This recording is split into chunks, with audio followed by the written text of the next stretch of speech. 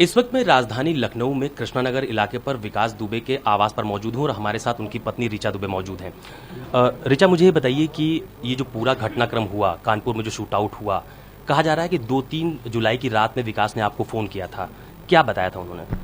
कि गांव में झगड़ा हुआ है, गोलियां चल रही हैं, तुम बच्चों को लेके हट जाओ।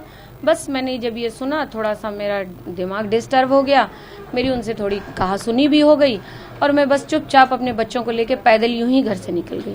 क्योंकि मेरे घर में तो कैमरे लगे हुए हैं, डीवीआर में, एसएसपी ऑफिस में भी देखे गए हैं, लोकल थाने वालों ने भी देखे कि ना मुझे कोई लेने आया था, ना मेरा कोई मिलने वाला था, ना यहाँ मेरा दोस्त है, ना यार है, ना मेरी कोई फैमिली है, ना मेरे माँ है, ना बाप है। मैं तो अकेले अपने बच्चों के साथ इस घर में रहती हूँ। तो उन्होंने ये नहीं बताया कि वहाँ पे इतना बड़ा घटनाक्रम घटित हो गया, गोलियां चल गई आमने सामने? नहीं, वो मुझे कभी सच नहीं बताते थे। वो जानते थे कि मैं रियलिटी बताऊं, मेरे हेल्थ इश्यूज बहुत हैं। मैंने किसी भी न्यूज चैनल को ये बात नहीं बताई है। मेरे हेल्थ इश्यूज बहुत है, मेरे 5 ऑपरेशन हो चुके हैं, मेरी जो बॉडी कंडीशन है वो बहुत अच्छी नहीं, मेरा हार्ट बहुत वीक है, जिसके कारण वो हो सकता है इसी कारण बस उन्होंने बताया हो कि कहीं मुझे ऐसे में हार्ट अटैक आ जाए और मैं बच्चों को लेके ना निकल पाऊं और कहीं मैं मर ना जाऊं, खत्म हो जाऊं, अदर बहुत सारी बात। फिर आप यहाँ से चली गई? हाँ, मैं यहाँ से चली गई। तो कहाँ चली गई थी आप? मैं ये फिनिक्स मॉल के बाद मैंने सब जितने भी लोग हैं सबसे यही बताया कि फिनिक्स मॉल के पास बगल में एक कॉम्प्लेक्स था जिसमें हम लोग रात में माँ बेटे तीनों चुपचाप ईंटा लगा के सोते थे और सवेरे उठते थे, सब टहलते रहते थे। ऐसे ही सब देखा, ऐसे ही टाइम काटा अपना। फिर जब विकास का एनकाउंटर हो गया उसके बाद आप पुलिस से मिलने आई? नहीं, मैं ऐसा नहीं हुआ। मेरे को जब मैंने एक न्यूज चैनल मैंने पेपर खरीदा रास्ते में और मुझे पता चला कि मेरा G424 मकान को ध्वस्तीकरण का इसका ये आ गया, तो मैं डर गई। मैंने सोचा जब मैं गलत नहीं हूँ, बेवजह मैं टहल रही हूँ, पागलों की तरह फिर रही हूँ, इससे अच्छा है कि मैं पुलिस के पास, मैं घर के पास आई तब तक यहाँ पुलिस खड़ी हुई थी। उन्होंने मुझे अपनी गाड़ी में बैठा लिया और वो मुझसे थोड़ा सा पूछताछ करी, कोई अभद्रता नहीं करी और कुछ भी ऐसा नहीं हुआ मेरे साथ। जो हम लोग जिस तरीके से डर रहे थे माँ बेटे, ऐसा कुछ नहीं था, क्योंकि हम लोगों ने कोई गलती नहीं करी थी। बस हमारी एक कृत्य गलत था, हमको घर से नहीं जाना चाहिए था। आज तक मैं इस चीज को लेके बहुत ही दुखी रहती हूँ कि मैंने वो गलती में विकास के ये बात क्यों मानी और मैं घर से क्यों निकली। यदि मैं आज घर में रहती तो हो सकता हो मैं पहले आप लोगों से पहले इंट्रोड्यूस हो चुकी होती।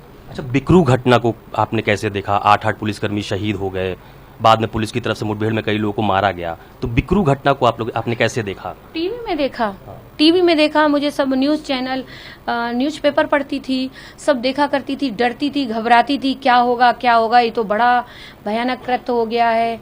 बहुत परेशान रही उस बीच में।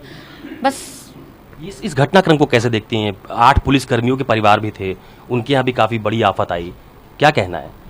ये बहुत भयावह था उन लोगों के लिए, तो इतना ही गलत हुआ उनके साथ, क्योंकि पुलिस हमारी जीवन भर रक्षा करती है, हमें उनका सम्मान करना चाहिए और वही मार दिए जाएंगे। और फिर इस तरीके से कि विकास को बताया जाता है कि 5 घंटे पहले मैंने यूट्यूब और पेपर में पढ़ा कि विकास को 5 घंटे पहले ही खबर लग गई थी कि पुलिस दबिश मारने आई थी। तो विकास को अपना सेंस लगा के 10 मिनट के लिए हट जाते तो हो सकता हो कि आज जो ये भयावह घटनाएं हुई हैं, कितनी हमारी बहनें विधवा हुई हैं, कितनों के घर बर्बाद हुए हैं, बिकरू से लेके कानपुर से लेके दुनिया भर में बहुत सारे जगह मेरे को नहीं मालूम कहाँ क्या हुआ है। तो ये सब कुछ भी घटनाक्रम ना होता और सब कुछ नॉर्मल होता, यदि 10 मिनट के लिए वो हट जाते तो आज दुनिया का माहौल कुछ और होता। अच्छा, कहा जाता है कि पुलिस से बहुत अच्छे संबंध थे उनके। कहा जा रहा है कि जब पुलिस वहां रेड करने गई उसके पहले ही उनको जानकारी हो गई थी कि पुलिस दबिश देने आने वाली है। हाँ, उनके पुलिस से संबंध थे, क्योंकि 3 महीने से कोविड जब से चल रहा था तो पुलिस आती थी हमारे घर में, खाना खाती थी, मेरी बहुत सारी बातें भी पूछती थी मैं, तो उनकी भैया उनको खिलाइए, क्योंकि वो एक सामाजिक आदमी है, पुलिस वाले हैं, हम लोग की कितनी सेवा करते हैं। इस समय तो कोविड के टाइम पे तो रियलिटी देखी जाए, मेन हीरो पुलिस वालों ने ही दिखाया है कि मैं मेन हीरो हूँ। दुनिया इधर की उधर रही, उन्होंने अपने बच्चे, अपने परिवार के प्रति कतई नहीं सोचा। हम लोग के लिए इतनी भयावह स्थिति में रात दिन हम लोगों की ड्यूटी दी, तो हमारा भी फर्ज बनता था कि हम उनकी किसी तरीके से मदद कर सकें। तो मैंने ये बात विकास से कही थी कि उनका हर तरीके से ध्यान रखिएगा। फिर पता नहीं ऐसा क्या हुआ कि विकास ने इतनी बड़ी गलती कर बैठे। और उन शहीद पुलिसकर्मियों के परिवार वालों से कुछ कहना है? हाँ, मुझे कहना है। मैं तो घाट में जिस समय विकास का अंतिम संस्कार हुआ था, तब मैंने हर पुलिस वाले से हाथ जोड़ के प्रार्थना करी थी कि हर वो मेरी बहनों से हाथ जोड़ के मेरी तरफ से माफी मांगिएगा जाके, क्योंकि मैं मिल नहीं सकती, किसी के पास मुंह नहीं दिखाने योग्य मेरे पति ने इस गंदे कृत्य को किया है। मैं चाहती हूँ, सबसे मैं माफी मांगना चाहती हूँ, ये कहना चाहती हूँ कि मेरे इस पति के कृत्य से मैं बहुत शर्मिंदा हूँ। मैं किसी को मुंह नहीं दिखा पा रही हूँ और मुझको, मेरे बच्चों को क्षमा किया जाए। मेरा और मेरे बच्चों का इसमें कोई हाथ नहीं है। और मैंने पुलिस वालों से ये तक कहा था हाथ जोड़ के कि अब ये आपकी मतलब क्षमता, या मान लीजिए ये आपका वो क्या कहते हैं उसको बोला जाता विवेक होगा कि अब हिंदुस्तान में कोई विकास खड़ा ना हो। अच्छा, मुझे बताइए, जय वाजपेयी का बहुत नाम आता है इस पूरे घटनाक्रम में, बहुत क्लोज थे क्या? नहीं, विकास दुबे का, जय वाजपेयी का अपना जो भी कुछ हो, मैं इतना ज्यादा किसी को डीपली नहीं जानती हूँ, क्योंकि वो जिला पंचायत में मुझसे मिले थे, माला वाला डाला था, उसकी पिक भी आई है, मैंने भी उस चीज को देखी है। तो दोस्ती यारी होगी तो हर, देखिए आप, एक कॉमन सेंस की बात है, हर पति अपनी पत्नी को छोटी छोटी बातें नहीं बताता। अच्छा, ये दीप प्रकाश भी लगातार फरार चल रहे हैं, उनके ऊपर इनाम घोषित कर दिया गया है। आप लोगों ने, जैसे उनकी मां ने भी अपील की कि वापस आ जाएं, वो भैया वो डर गए हैं। रियलिटी है कि वो बहुत डर चुके हैं।